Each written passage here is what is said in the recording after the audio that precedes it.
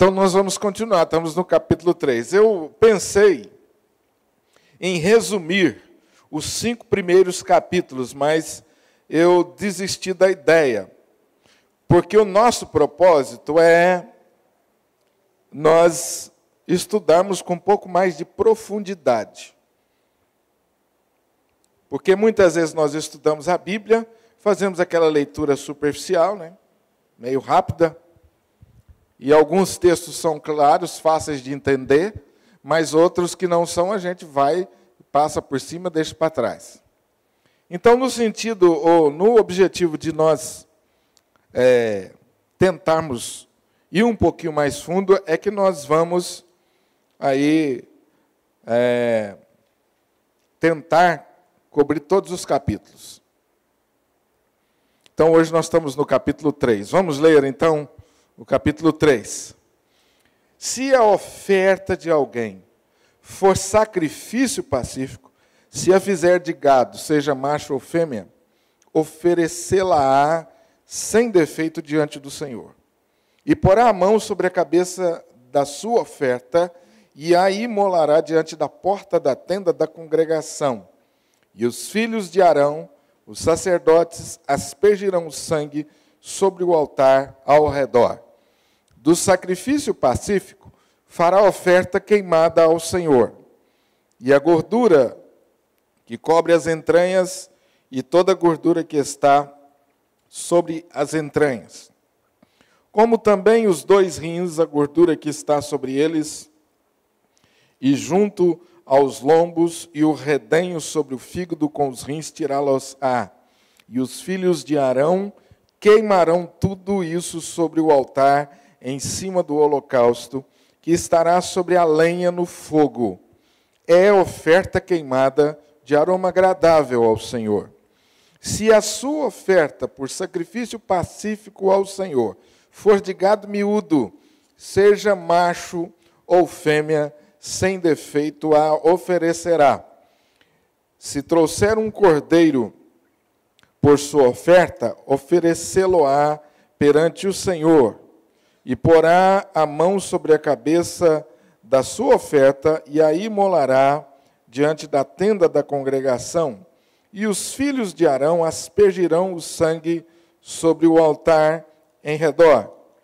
Então, do sacrifício pacífico, trará ao Senhor por oferta queimada sua gordura, a cauda toda, a qual tirará rente ao espinhaço, e a gordura que cobre as entranhas, e toda a gordura que está sobre as entranhas, como também os 2 rins, a gordura que está sobre eles, e junto aos lombos, e o redenho sobre o fígado com os rins tirá-los-á. E o sacerdote queimará tudo isso sobre o altar. É manjar da oferta queimada ao Senhor. Mas se a sua oferta for uma cabra, perante o Senhor a trará, e porá a mão sobre a cabeça, e a imolará diante da tenda da congregação, e os filhos de Arão aspergirão o sangue sobre o altar em redor. Depois trará dela a sua oferta por oferta queimada ao Senhor. A gordura que cobre as entranhas, e toda a gordura que está sobre as entranhas, como também os 2 rins, a gordura que está sobre eles, e junto aos lombos, e o redenho sobre o fígado com os rins tirá-los-á. E o sacerdote queimará tudo isso sobre o altar. É manjar da oferta queimada de aroma agradável, toda gordura será do Senhor. Estatuto perpétuo será durante as vossas gerações e em todas as vossas moradas, gordura nenhuma nem sangue jamais comereis. Deus abençoe essa palavra. Amém, gente? Aplique aos nossos corações. O livro de Levítico aconteceu quando o povo estava acampado diante do Monte Sinai. O que aconteceu no Monte Sinai de importante? Estão lembrados? O que aconteceu no Monte Sinai? Os 10 mandamentos. Os 10 mandamentos aconteceram quando o povo estava saindo do Egito, ou de saída do Egito. e eles estavam ainda peregrinando no deserto. É importante a gente lembrar disso. Nós estamos aqui com um povo que, depois de 430 anos, está experimentando a liberdade. Uma geração criada no cativeiro egípcio. Uma geração que foi profundamente influenciada por culturas diferentes, por uma forma de adorar a Deus completamente diferente. Um povo, o egípcio, era um povo extremamente politeísta. Todo acontecimento, todo fenômeno virava Deus para eles. Então era um povo que cultuava muitos deuses. Era um povo que não tinha padrão moral. Era um povo que não tinha referência moral. E embora fosse um povo muito desenvolvido, culturalmente e intelectualmente desenvolvido. O povo de Israel, ou essa geração, foi criada dentro desse contexto. Agora, a raiz deles, desse povo, não é aí. Vamos lembrar disso, para a gente entender bem tanto os 10 mandamentos como o Levítico. A raiz deles é aonde? Aonde começou esse povo? Podem falar que eu sei, nós já fizemos esse exercício. Aonde começou esse povo? Com Gênesis 12. Abraão. Esse povo, a raiz desse povo, a origem desse povo não é politeísta, é monoteísta. Desde o começo. Esse povo teve uma influência poderosa de Abraão e de José.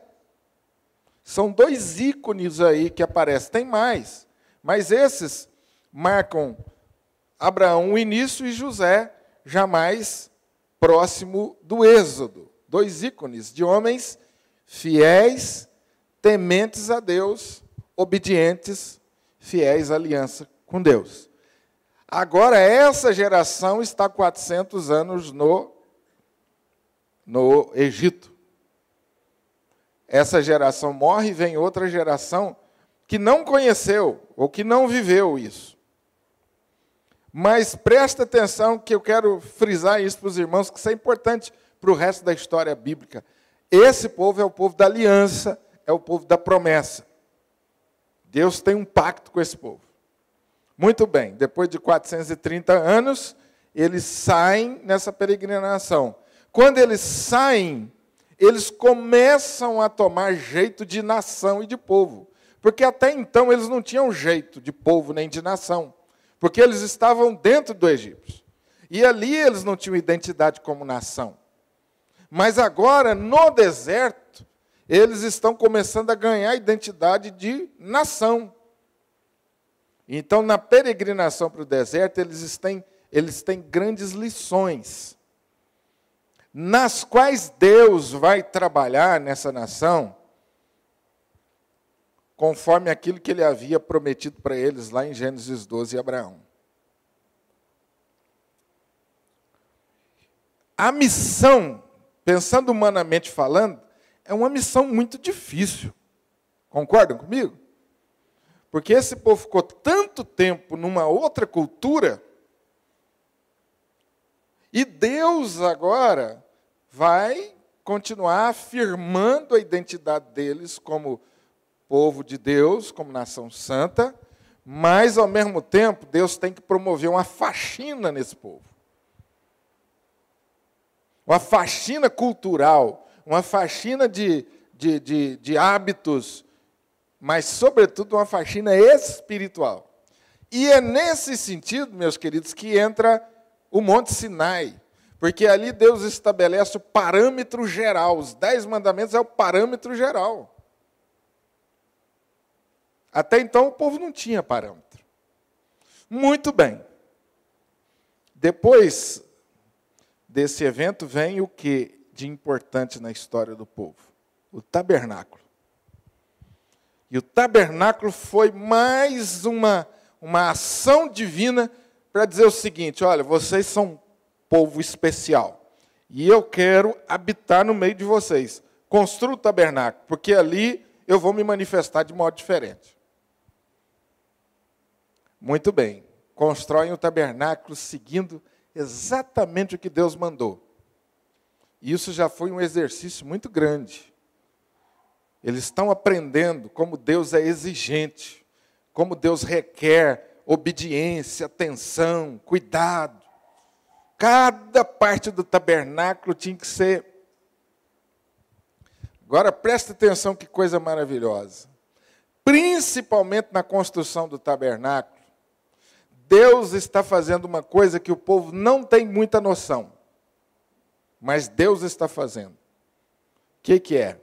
Deus está incutindo no coração deles, impregnando no coração e na alma deles, a figura, a pessoa do nosso Senhor e Salvador, Jesus. Isso é maravilhoso. Eles não tinham consciência disso. Mas Deus está trabalhando, incutindo isso na mente deles, do povo judeu. Cada parte do tabernáculo nós estudamos aqui, cada parte. Como todas as partes do tabernáculo apontam para Jesus. Muito bem. Aí vem o Levítico. Onde entra o Levítico? O Levítico é o detalhamento dos 10 mandamentos. É Deus descendo aos detalhes sobre como adorar. Sobre como Deus queria que esse povo se comportasse. Por isso, nós entendemos que o texto-chave de Levítico é o capítulo 11, versículo 45, quando Deus diz aqui: eu sou o Senhor que os trouxe do Egito. Gente, olha como que isso é importante. Para nós, talvez, isso não tenha tanto impacto. Mas quando Moisés fala isso para o povo, o que Moisés está querendo? Ele falou assim: ó, não se esqueçam de quem vocês eram, não se esqueçam do que Deus fez. É o mesmo Deus que tirou vocês do Egito. É Ele. Ele está falando de novo. Então, Moisés está fazendo uma ligação histórica, para que o povo nunca esquecesse de onde eles saíram, e quem eles eram, e quem era Deus. Então, Moisés diz: olha, eu sou o Senhor Deus que tirou vocês do Egito, a fim de ser o Deus de... Ouviu, mas Deus já não era Deus deles? O que essa expressão quer dizer? A fim de ser o Deus de vocês. Pastor, eu fico imaginando aqui, 400 anos sem ouvir de Deus. Não, isso deve ser muito... É uma tortura pensar isso. Sem dúvida. E imagine eles ficarem ali sobre uma forte religiosidade, sem a intervenção de Deus. Sem liberdade para adorar. Sem liberdade e tudo. Realmente, aí a gente fica pensando, qual é a razão de Deus ter já levado esse povo diretamente para o deserto? Sem dúvida. É como você falou, porque eles precisavam de aprender em tudo, estava muito distante de Deus. Aí eu fico pensando, Deus não desiste do homem. Maravilhoso. Naquela época não desistiu e Ele continua a não desistir, mesmo na nossa rebeldia. Agora, é interessante a expressão, a fim de ser o Deus de vocês. De fato, Deus já era o Deus deles, mas esse povo não tinha essa noção ainda. Eles estão aprendendo. Então, o texto diz o seguinte: portanto, sejam o quê? Santos, porque eu sou santo. Ponto final. Aqui você tem todo o resumo. Olha, eu sou Deus que operou a salvação, a libertação de vocês. Eu estou trabalhando na vida de vocês para que vocês aprendam a me servir. E eu quero que vocês sejam santos, porque eu sou santo. Então Deus, ao mesmo tempo que Ele revela a pessoa de Jesus como Salvador, a expressão máxima do seu amor, do cuidado com o povo, ao mesmo tempo, Deus diz assim para eles: vocês precisam ter um comportamento adequado. Vocês precisam, através das atitudes de vocês, corresponder à minha obra, ao meu chamado. Então, sejam santos, porque o meu caráter é santo. E eu quero que vocês sejam como eu. Eu sou modelo de vida para vocês. A partir daí, começa a especificação desses sacrifícios e desse mundo de lei que vocês vão ver aí, das festividades que vão ver aí para frente, que a gente vai ver. Orientações para os sacerdotes, todas nos detalhes. Porque Deus tem dois objetivos. Primeiro, mostrar Jesus para eles. Mostrar para eles que eles precisam de um Salvador. Porque o sacrifício mostra isso. O povo pensava assim, por que nós temos que fazer sacrifício? Por que tem que derramar sangue? Isso ficava na cabeça deles. Nós só vamos ser aceitos por Deus se nós derramarmos sangue. Vocês estão me entendendo, irmãos? Que coisa maravilhosa. É Deus.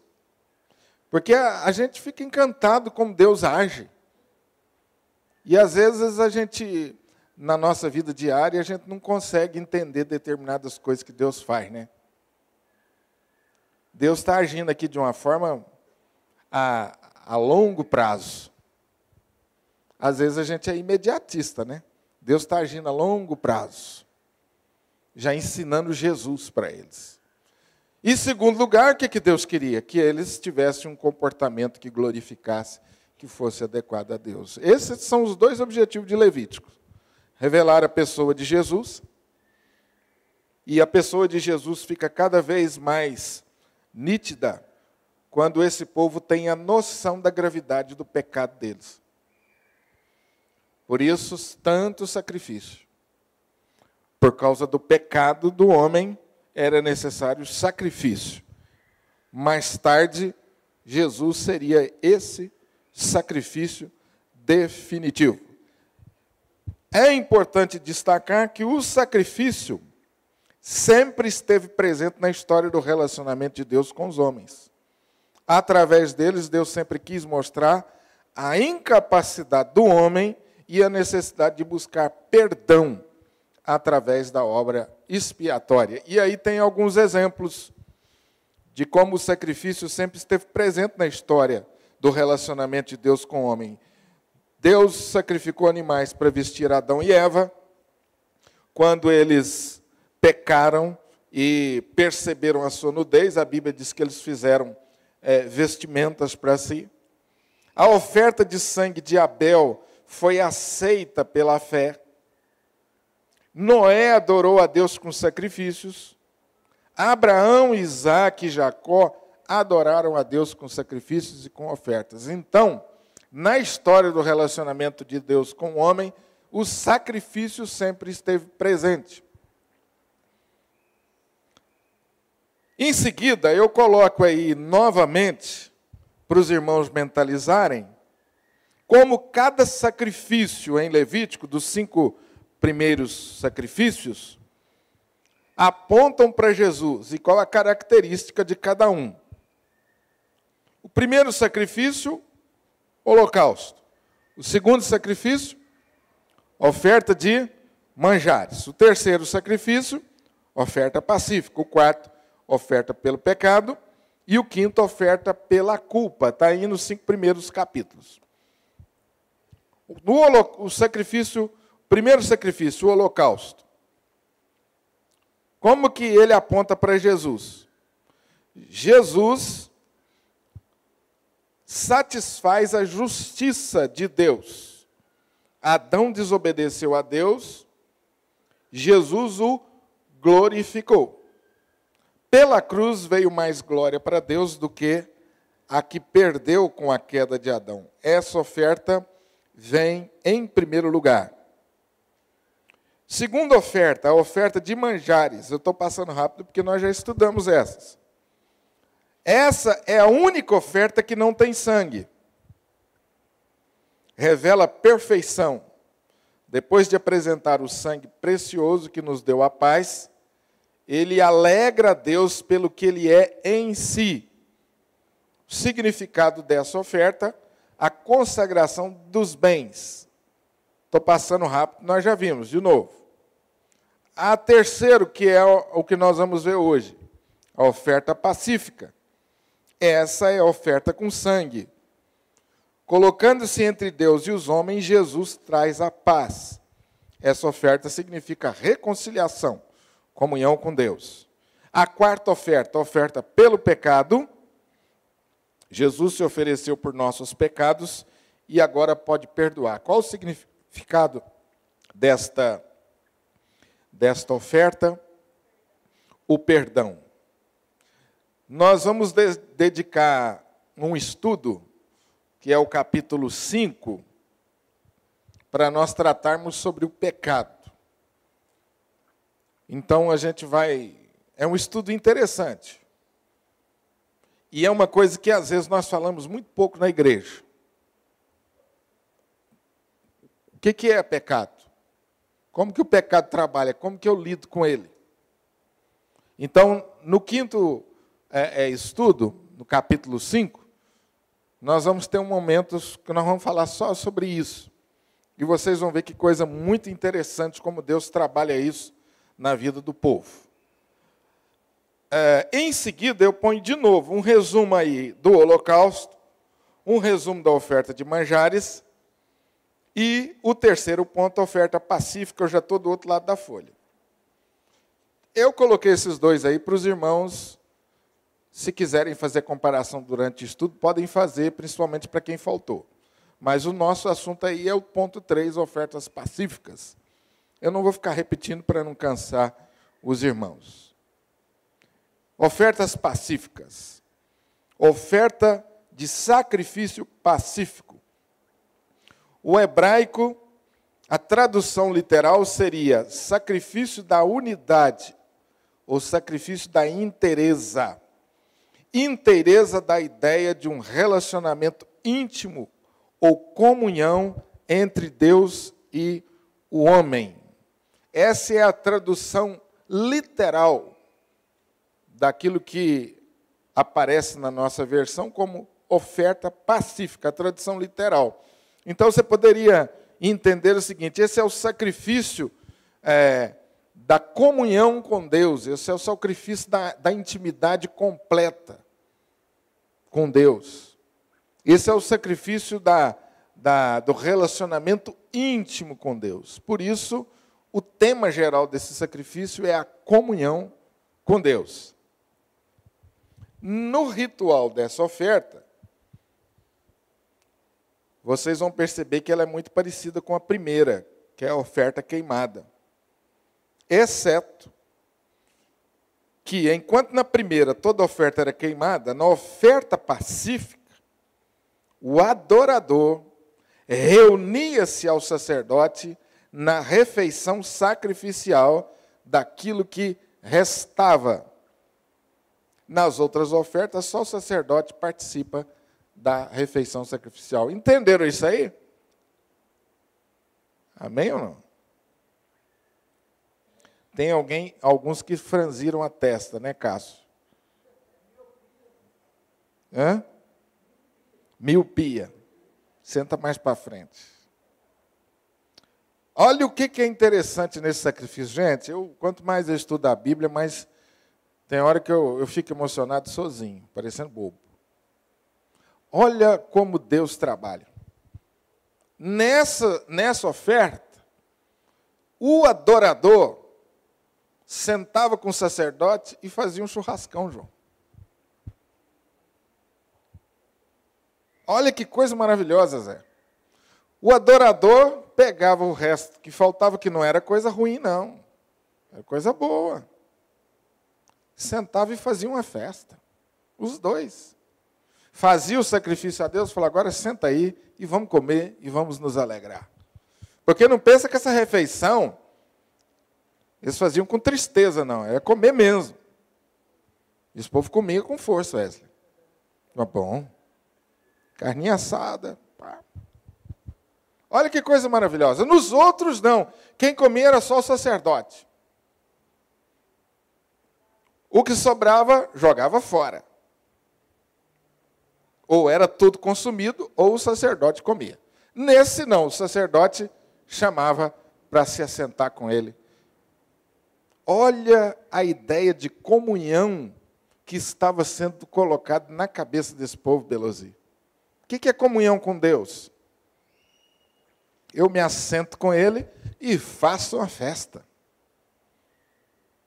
Por isso que, irmãos, não cabe tristeza na comunhão com Deus e nem na reunião do povo de Deus. Não cabe tristeza. Por isso que às vezes eu fico preocupado com a celebração da ceia, que a celebração da ceia parece ofício fúnebre, né? A gente fica assim. Essa ideia não é ideia reformada, não. Bíblica, protestante, original, lembrando da reforma que nós comemoramos. Porque tem uma ideia por aí que na ceia você precisa repetir o sacrifício de Cristo interiormente, sofrendo com aquilo, chorando, tadinho dele, morreu. Entenderam?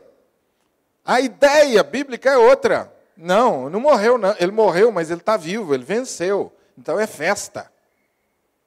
Entenderam a ideia? E Cristo não chama a gente para repetir o sacrifício dele. Ele é definitivo, não precisa. O que você tem que fazer? É celebrar. É crer e celebrar. Você não precisa repetir o sacrifício de novo. A ideia da ceia precisa ser feita com temor, mas precisa ser feita com alegria. Afinal de contas, nós estamos celebrando o quê? Os nossos pecados? Não, nós estamos celebrando a vitória de Jesus sobre o pecado. Então, a ceia, celebração da ceia, é celebração de vitória. E vitória você não celebra com a cara feia, não, triste, derrotado. Entenderam, irmãos? Às vezes a gente quer, né? Não, eu vou participar da ceia. Aí a gente fica ali, não pode rir. Não, a ideia é outra. Cristo morreu, queimou-se todo por nós. Senta aí, vamos fazer uma festa. Essa era a ideia do sacerdote. Queimou tudo a carne. Sobrou uma parte bacana ainda, o sacerdote, vem aqui, vamos sentar e vamos conversar e vamos comer a carne. É maravilhoso isso, não é? É maravilhoso. As ofertas pacíficas também incluíam bolos sem levedura. Os sacerdotes comiam tudo, menos a porção comemorativa dos bolos. Taraná, já falei sobre isso com vocês. Às vezes, olha que coisa maravilhosa, o sacrifício durava 2 dias. Agora, olha que coisa mais interessante ainda, gente. A parte do sacerdote era diferente. A parte do sacerdote era diferente. O peito era do sacerdote. Por quê? Tem um significado. Peito significa lugar da afeição. Somos sacerdotes e nos alimentamos do amor de Cristo que nos dá a paz. Coisa maravilhosa, hein? Isso lembra, não sei se vocês vão se recordar desse detalhe, das vestimentas do sacerdote no tabernáculo. Nós vimos aqui cada parte da vestimenta do sacerdote. E tinha uma parte da vestimenta do sacerdote que chamava-se peitoral. E ele era bem guardado. Era uma capa, tipo um colete muito bem feito. Porque ele guardava o lugar da afeição. Olha que coisa maravilhosa. Destacando o amor que Deus tem por nós. A afeição genuína que Deus tem por nós. E é esse amor que sustenta o sacerdote. Quem são os sacerdotes hoje?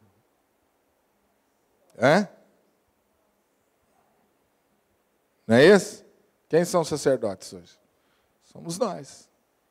O que é que sustenta você? É seu serviço? É a sua bondade? Que sustenta você porque você é um cara bacana mesmo, obediente, certinho, tudo que você faz?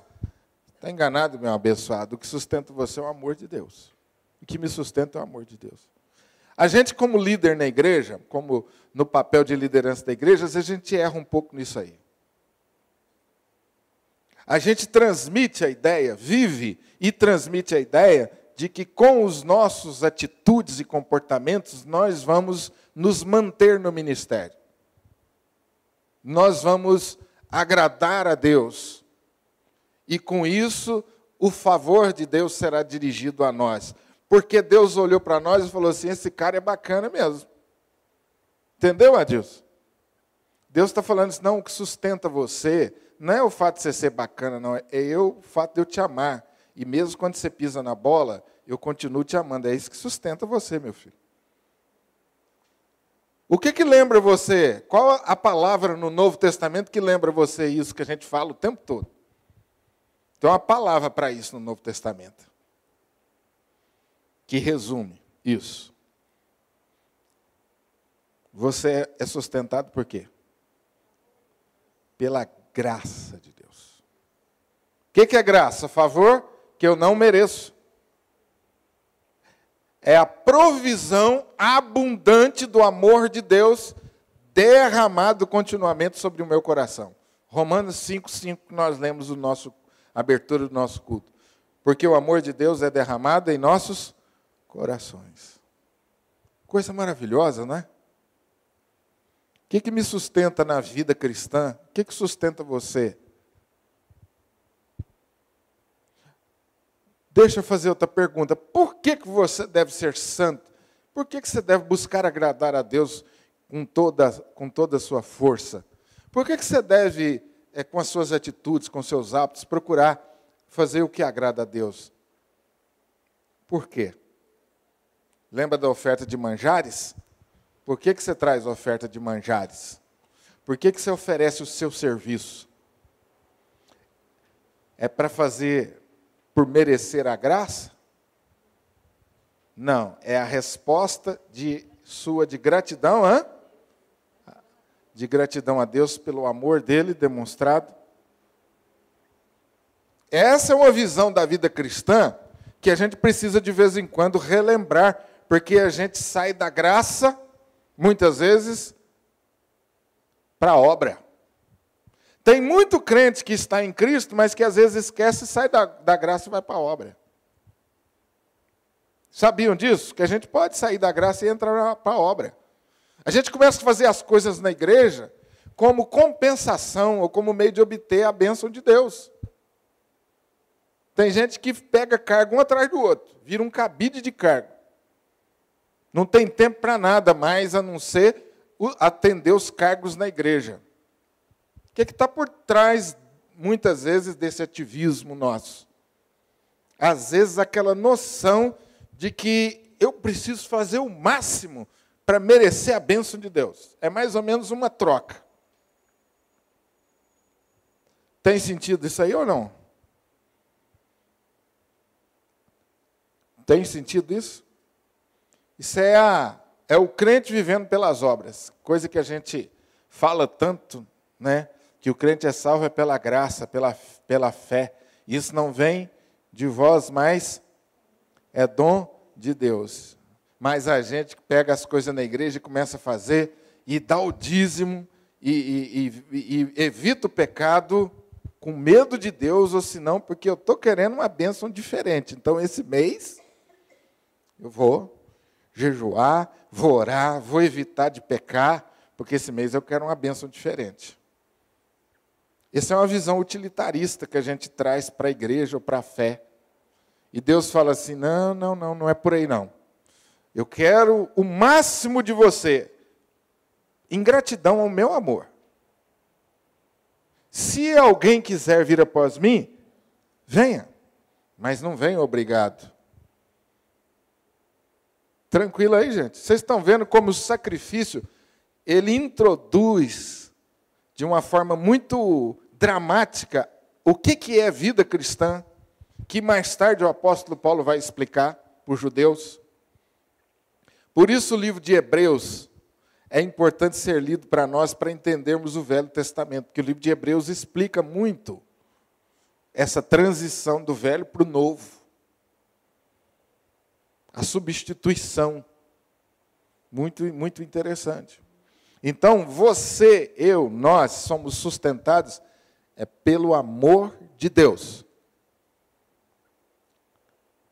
E o apóstolo Paulo fala em Romanos assim, bom, já que é pela graça, vamos pecar com força. Ele fala, não, de modo nenhum. Como nós que já recebemos a Cristo, vamos conseguir viver no pecado? Não vamos. Porque quando a gente, como presbiteriano, fala da doutrina, da perseverança dos santos, tem muita gente que fala assim, pastor, para os presbiterianos é fácil, né? Já está salvo, não perde a salvação, então deixa o pau quebrar. Já ouviram falar isso ou não? Já, né? Evangelista deve ouvir isso toda hora, né? Quem está no campo. Não, mas você já é fácil, você já está salvo. Quando você fala para as pessoas que você não perde a salvação, elas ficam com a pulga atrás da orelha. Mas, não, aí é fácil demais. É o contrário, gente, é mais difícil. Porque tudo que você vai fazer para Deus é por gratidão. Não é para você merecer alguma coisa. Essa é a ideia do sacrifício pacífico. Olha, o que precisava ser feito para a sua salvação já foi feito quando você sacrificou. Senta aí e participa com alegria do sacrifício que já foi feito. Amém? Pastor? Pois não. Por isso, eu me lembrei daquele versículo no Romanos, capítulo 8, versículo 1. Já agora não há nenhuma condenação para aqueles que estão em Cristo Jesus. Senta e comemora. Estou dando uma interpretação nossa. Já não há condenação mais. Então senta e celebra, comemora, faz festa e viva para Deus. Tudo mais na sua vida é você dizendo assim, Deus, muito obrigado. Porque se não fosse o Senhor, eu estava no inferno. E o Senhor me salvou. Então, o mínimo que eu posso fazer para o Senhor, o mínimo é apresentar o meu corpo em sacrifício vivo, santo e agradável ao Senhor. Esse é o culto racional. Lembra, João Tavares, quando nós estudamos no seminário a exegese de Romanos 12? Eu fui para o seminário pensando que Romanos 12 estava defendendo o culto presbiteriano, que é o culto em que você não pode se manifestar muito. É o culto que você não pode bater muita palma, levantar a mão. É o culto que você não pode mostrar muitos sentimentos, porque nós presbiterianos somos mais comedidos na demonstração dos nossos afetos, né? A gente fala um glória a Deus baixinho, não é? A gente vibra mais quietinho. Nós aprendemos assim. Então tem muita gente que para defender essa postura fala assim, não, Romanos 12 fala lá, culto racional. Só que a palavra racional lá é a palavra lógico. Não tem nada a ver com o que nós interpretamos. Então, Paulo está dizendo, olha, eu rogo-vos pelas misericórdias de Deus, ou seja, tendo em vista tudo que Deus fez por vocês, o culto mais lógico, ou o mais lógico, é que você apresente o seu corpo todo a Deus. Esse é o mais lógico. Está entendendo a matemática de Paulo? Paulo falou assim, para quem deu tudo para você, o mais lógico é que você dê tudo para ele que você pode. Isso é o lógico, isso é o racional. Não estou defendendo o culto bagunçado, não, viu? Mas também não estou defendendo rezação de missa, não. Funeral. O culto da igreja, reunião da igreja, não pode ser funeral, não. Tem que ser celebração de alegria. Cantar com vibração, entusiasmo, ler a palavra com vibração, entusiasmo, orar com entusiasmo. Isso é o que a palavra de Deus nos ensina, fazer com entusiasmo. Agora, isso não quer dizer bagunça. Certo? Senão, há diferença de entusiasmo com bagunça, não é? Um culto avivado no verdadeiro sentido da palavra. É o culto que você põe todo o seu ser.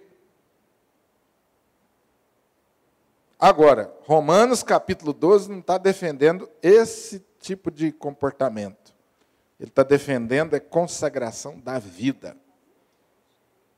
Tranquilo aí, gente? A gente saiu um pouquinho, mas é por aí. Qual que é a segunda parte que sobrava para o sacerdote? Sobrava, não. O sacerdote deveria comer. Pertencia ao sacerdote. O ombro. A espádua. Não sei como é que deveria ser essa carne, né? A carne da espádua, do ombro. Eu não entendo muito dessa questão dos animais aí. Não sei que tipo de carne corresponde isso.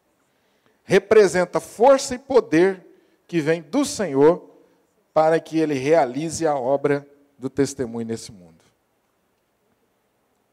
Está vendo, Márcio, que coisa maravilhosa? O sacerdote sentava todo dia e comia o peito, falou assim, Deus me sustenta com o seu amor. Comia a carne do ombro e falou assim, eu sou sustentado pelo poder de Deus para fazer a obra dele. Amém, gente? E Deus maravilhoso. O sangue pertencia a Deus. O sangue traz o perdão dos pecados. Não há comunhão sem perdão. O sangue de Cristo nos purifica. O ato de comer, parte da oferta, lembra a ceia do Senhor. Como nós já falamos aqui, eu já adiantei aqui essa ideia que o sacrifício pacífico traz. Pode ser comparado com a celebração da ceia. De que maneira Jesus é apresentado no sacrifício pacífico? Jesus cumpriu o sentido da oferta pacífica, porque Ele é a nossa paz. Efésios capítulo 2, versículo 14. Deixa eu ler aqui para vocês. Quem quiser procurar, seria bom a gente ler esse texto. Efésios 2, 14.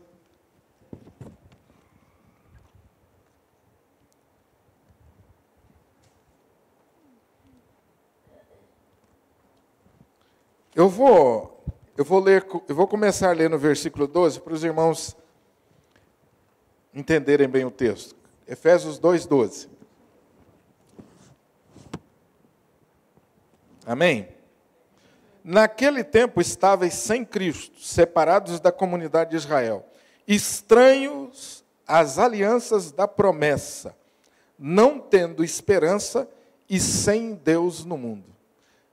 Vocês estão vendo como Paulo descreve a nossa vida sem Jesus? Estranho à aliança, separado da comunidade, sem esperança no mundo. Mas aí Paulo diz, mas agora, em Cristo, vocês que estavam longe, foram aproximados pelo sangue de Cristo. Porque Ele, Jesus, é a nossa paz, o qual de ambos fez um, e tendo derrubado a parede da separação que estava no meio, a inimizade, aboliu na sua carne a lei dos mandamentos na forma de ordenanças, para que dos dois criasse em si mesmo um novo homem, fazendo a paz. Agora, versículo 16, usa uma palavra importante para entender esse sacrifício.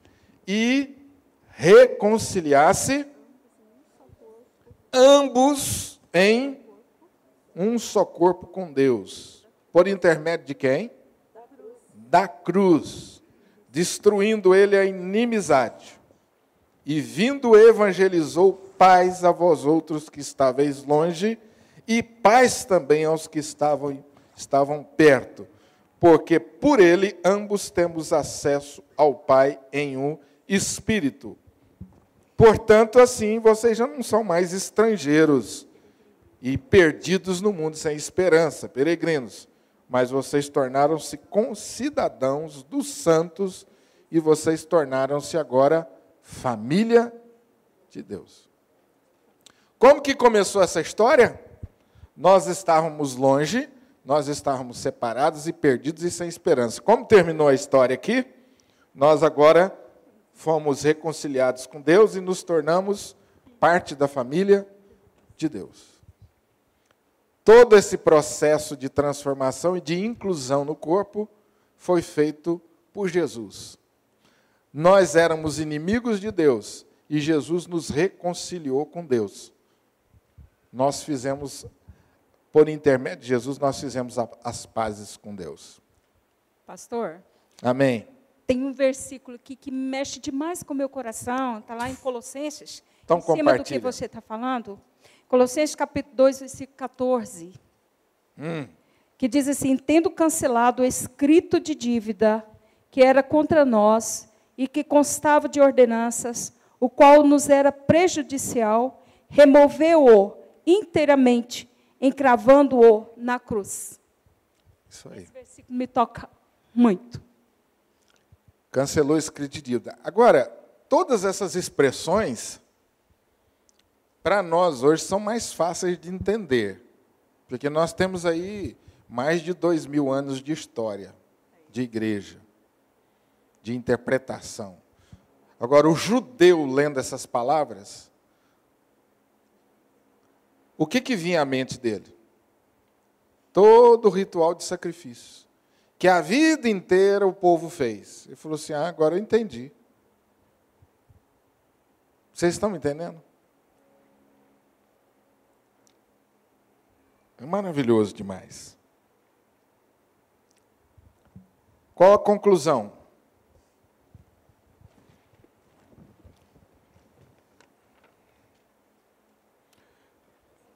Eu estou repetindo algumas conclusões que nós vamos acrescentando. Cada sacrifício a gente vai repetindo e vai acrescentando.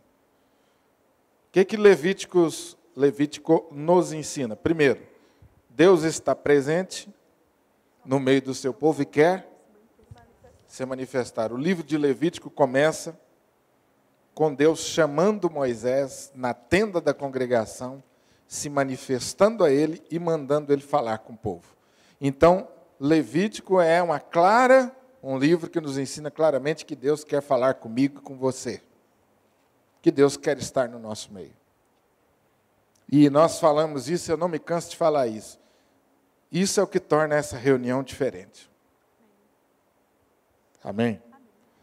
Não sei quantos hoje vão ter oportunidade de reunir a família, o marido e mulher, o pai e filho, sentar para orar na sua casa antes de dormir.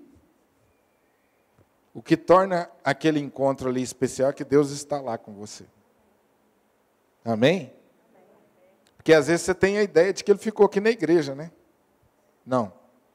Onde 2 ou 3 estiverem, eu vou me manifestar ali no meio. E essa é outra ideia perigosa, né? Nós achamos que Deus se manifesta só aqui, né? Não. Ele se manifesta onde tem alguém que o adora em espírito de verdade. Ali ele se manifesta. E isso é que ele quis dizer. Segunda coisa, que Levítico me ensina e me faz lembrar. O pecado é algo grave. Também por isso Levítico é um livro atual. Meus irmãos, a nossa sociedade precisa se lembrar disso?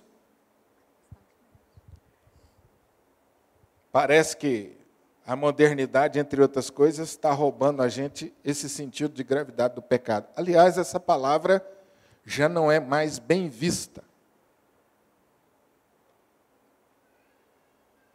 Quando você fala assim, isso é pecado. Né? A gente tem que tomar cuidado. Alguém na faculdade fala isso? Fala para você ver. Todo mundo vai fazer assim para você. Vai pensar que você é um ET. Então você tem que ter coragem na faculdade para dizer, isso é pecado, professor. Faz isso não. É difícil. Porque a nossa sociedade não aceita mais essa ideia de pecado. Esse é um desafio nosso, viu, gente? Isso é um desafio para nós que estamos educando os nossos filhos. Meu filho, isso aí é pecado. Deixa ele chegar na escolinha e falar, mamãe ensinou que isso é pecado. A diretora vai chamar você, se não fizer uma denúncia. É esse ponto que nós estamos chegando. Isso é desafiador demais, gente. Isso é pecado. Pecado contra Deus? Que Deus é esse? E eles perguntam para a gente, que Deus é esse? Que Castiga? Nossa, se você falar que Deus castiga na sua escola, misericórdia. Eu, inclusive, oriento o pessoal a falar, não fala castiga, não, fala disciplina. Que aí o povo aceita com mais facilidade, mas é a mesma coisa. Se o pai não pode mais disciplinar o filho, quanto mais a ideia de que Deus disciplina seus filhos. Uma mãe me contou que o filho falou que ia denunciar ela, porque ela falou que ia bater nele. A mãe me contou. Pastor, você acredita que o menino falou isso para mim? Eu falei, eu acredito. E eu falei, e você? Ele falou, peguei ele, dei uns. Eu falei, você fez bem, mas vai devagar. Não bate com muita força, não. É uns tapinhas, com amor, fora da raiva, mas é de assustar. Então, o Levítico mostra, o pecado é grave e ele traz consequências sérias. Esses dias eu estava conversando com uma pessoa que está lutando para manter a unidade familiar. Mas ele tem uma história de muitos erros. E ele falou, pastor, como é que eu faço? Eu falei assim, olha, parte dos seus problemas são consequências dos seus pecados. Você pensa que é fácil falar e é fácil ouvir? Mas essa é a verdade. Como assim, pastor? Eu falei, seus erros no passado geraram consequências que você vai ter que administrar o resto da sua vida. Agora, a boa notícia é que agora você vai administrá-los com Jesus. Essa é a boa notícia. Mas Deus não vai tirar as consequências do seu erro. Que o pecado traz consequências. A nossa mente moderna quer amenizar as consequências. Então, a gente mente e acha que está tranquilo, é uma mentirinha, mentira. Quem vive sem mentir? Que é isso? Tem que mentir para viver. E outras coisas. Desonestidade. Você, quando volta um troquinho a mais lá no supermercado, você devolve, todo mundo olha para você com a cara, né? Você devolve o troco para a pessoa, você fala assim para ela, você me deu o troco errado. Ela fala assim, não, eu contei, eu te dei certinho. Que ele está pensando que ele te deu a menos. E aí você diz, não, você me deu a mais. Ele fala, hã? Não é verdade?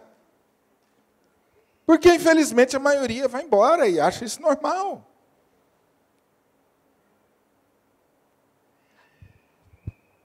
Então, querido, o livro de Levítico mostra para a gente. Agora, também o livro de Levítico mostra uma coisa. Como que nós vamos resolver o problema de pecado? Essa natureza minha, esse impulso para o pecado, esses hábitos que eu tenho, eu não tenho como resolver isso. Só Jesus. Cada sacrifício, cada vez que o adorador oferecia o sacrifício, Deus falava com ele assim, você está perdido, só eu posso te salvar.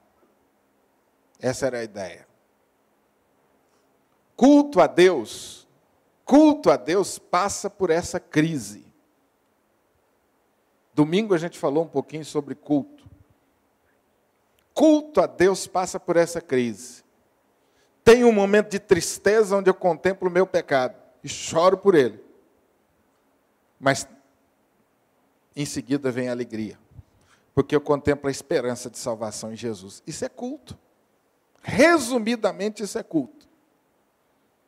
O que precisa acontecer, Adilson, quando nós nos reunimos aqui para cultuar? São 2 horas, mais ou menos. O que precisa acontecer? Que não pode deixar de acontecer. Primeiro, eu preciso ter um momento em que eu choro na presença de Deus por causa do meu pecado.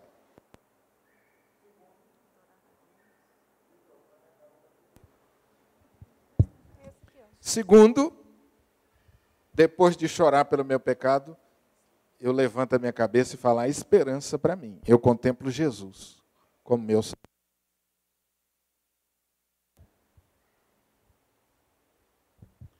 Como que eu sei que o culto foi bom? Quando acontecer essas 2 coisas. Esse é o culto bom. Que às vezes a gente senta e fala assim, não, culto bom é quando tem o pastor fulano, quando tem a turma do louvor canta assim, assim, isso é culto bom. Não é não. Culto bom é quando você chorou pelo seu pecado, a palavra levou você a contemplar o seu pecado, levou você a sentir vergonha. Daniel fala do corar de vergonha por causa dos pecados. Esse é o culto bom. Tem hora que a palavra de Deus fala tão claro que você fala assim, nossa, parece que só tem eu na igreja. Deus me encontrou aqui, pum, falou, opa, senta aí e vamos conversar.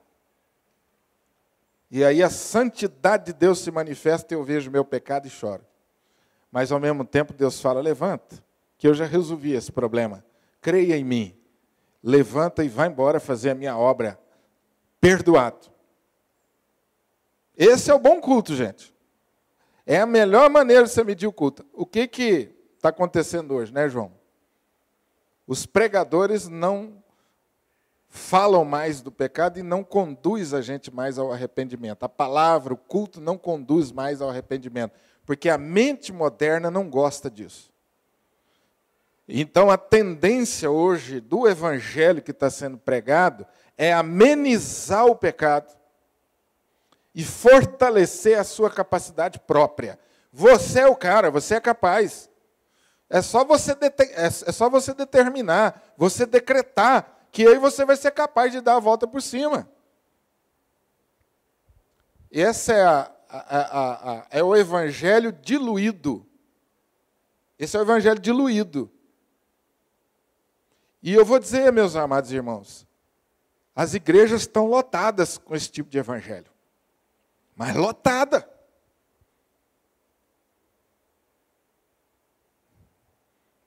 Você quer encher uma igreja? Começa a falar de maneira mais suave, sermões mais psicológicos, né? Evita colocar a pessoa assim contra a parede, evita encurralar ela, evita, que você vai agradar, a pessoa vai se sentir bem, e vai se achando assim, não, eu posso. Essa é a ideia perigosa dos nossos dias. E nós temos igreja no Brasil lotada cada vez mais. Observa o tipo de evangelho que está sendo pregado. Como é que você sabe quem é o bom pregador que você pode ouvir na internet? É aquele cara que põe você na parede. Fala que você é ruim mesmo. Isso é o bom. Mas depois ele mostra para você a esperança em Jesus. Porque o evangelho completo é esse.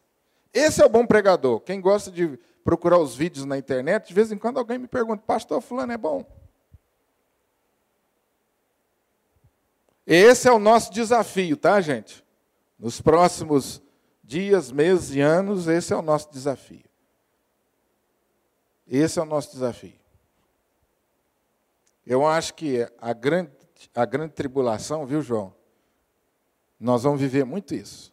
Grande tribulação. Faz parte.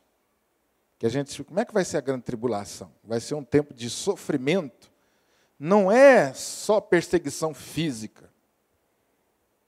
Perseguição física, gente, é difícil, mas você está vendo o seu inimigo, você sente a dor, você morre. Agora, a perseguição espiritual, a pressão espiritual, essa é complicada. Você é levado a negar suas convicções. Então, meus amados irmãos, Levítico é um livro que, modernamente falando, não deveria estar no nosso currículo. Terceira coisa, nosso Jesus, Senhor Jesus, é o único e suficiente e perfeito Salvador do homem que foi vencido pelo pecado. A graça de Deus manifesta através do sacrifício de seu Filho. Já falamos sobre isso. O Deus que está presente se manifesta e requer consagração dos seus filhos. O Deus de amor é também um Deus santo. Pastor, que maravilha, Deus perdoa os nossos pecados. Como alguns me falam às vezes, pastor, será que a igreja me aceita? Eu falo, por que não aceita? Ah, se eu contar a minha vida para o senhor, já fiz tanta coisa errada. Eu falo, mas Deus pode te perdoar e restaurar. Não, mas o senhor não está entendendo, eu já fiz umas coisas feias. Eu falei, não, mas Deus pode te perdoar. Só que tem o outro lado. Uma vez perdoado, Deus quer que você mude de vida. Esse é o outro lado. Então, para nós que já estamos em Cristo, a reflexão é essa. O que eu posso fazer para agradar mais o meu Deus? Quais os ajustes que eu posso fazer? Quinto lugar, o homem reconciliado com Deus, por meio de Jesus, tem a responsabilidade de buscar a paz. Eis que estou à porta e bato. Se alguém ouvir a minha voz e abrir a porta, entrarei em sua casa e farei o quê? A ideia de sentar e fazer uma festa. Comunhão com Deus é festa. Eu entrarei com Ele e serei. Porque agora, Wesley, nós temos paz. Nosso coração está resolvido. A nossa mente está resolvida com Deus. Nós podemos nos assentar com Ele. Maravilhoso. Agora, também, por causa disso, eu sou pacificador. Eu tenho que promover a paz. Porque eu já tenho paz. Então, os textos seguintes dizem assim, aparta-se do mal e faça o bem. Busque a paz e siga. Hebreus 12, 14. Segui a paz com todos e a santificação, sem a qual ninguém verá o Senhor. Outro texto. Não estejais inquietos por coisa alguma, antes as vossas petições sejam em tudo conhecidas diante de Deus pela oração e súplica, com ações de graça. E a paz de Deus guardará os vossos corações. Que Deus nos abençoe e ajude. Amém.